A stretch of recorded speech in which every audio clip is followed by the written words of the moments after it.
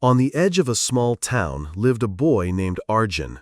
He was 16, lanky, and a little rough around the edges. His family wasn't poor, but they weren't comfortable either.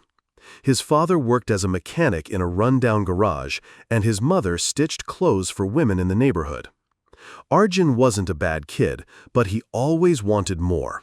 More money, more respect, more freedom. He hated school. Teachers always called him lazy or distracted.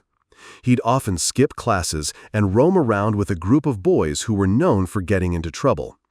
They didn't steal or hurt anyone, but they lied a lot, smoked behind old buildings, and made fun of anyone who tried to be decent. Arjun enjoyed it. It felt like power, like freedom from everything he hated. One day, a new boy named Varun joined their class. He was quiet, always neat, and sat in the first row. He didn't talk much, but when he did, it was always respectful. Arjun and his group made him a target. They teased him for being too polite, for being the teacher's pet. But Varun never reacted. He'd just look at them calmly, maybe give a small smile, and return to his books. It got on Arjun's nerves. One afternoon, Arjun cornered Varun after school and asked, "Why don't you ever talk back? You think you're better than us?" Varun didn't flinch. He said, "No, I just don't think fighting with you will help either of us." Arjun laughed in his face and walked away, but those words stayed in his mind. That night, he tossed and turned in bed.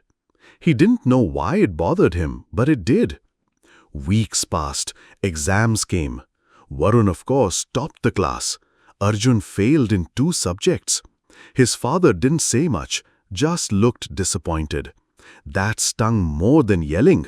His mother didn't speak to him during dinner. Arjun felt like no one cared what he wanted or how hard things were for him. A few days later, Arjun saw Varun sitting alone on the school steps after everyone had left. For some reason, he walked over and sat beside him. They didn't speak for a while. Then Varun said, "You know, my dad used to be a farmer. He died when I was 10. My mom raised me alone. She cleans houses. I study hard because I want her to rest someday. That's my plan." Arjun didn't know what to say. All he could think was how unfair it was. How someone like Varun, with less than him, still walked with his head high, while he, with 2 working parents, felt like he was drowning. That moment changed something in him. It wasn't sudden, but it was real. He started skipping fewer classes. He stopped mocking people for studying. His old friends noticed and started drifting away. That was tough. He felt alone, but it also felt cleaner, like he was breathing fresh air after a long time. One day, Varun asked him if he wanted help with science. Arjun said yes. They began studying together. Varun didn't make him feel stupid. He explained things simply, patiently. Slowly, Arjun started understanding. His grades improved. He passed the next round of exams without any failures. More than the marks, it was the feeling that he could change, that he could do something worthwhile, that made him walk taller. His father started nodding at him more often. His mother began asking him about school again. Those small things felt big to Arjun. A year later, Arjun stood on the school stage, receiving an award for Most Improved Student.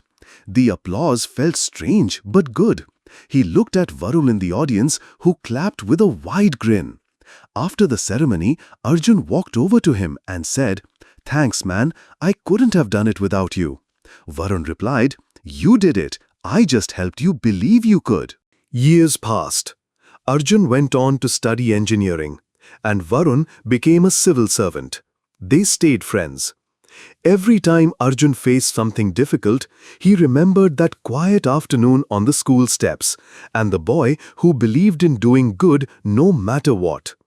Arjun never forgot where he came from. He didn't become perfect. He made mistakes, but he never went back to being the boy who laughed at effort or mocked discipline.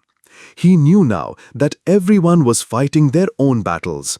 And he had learned the difference between acting strong and actually being strong.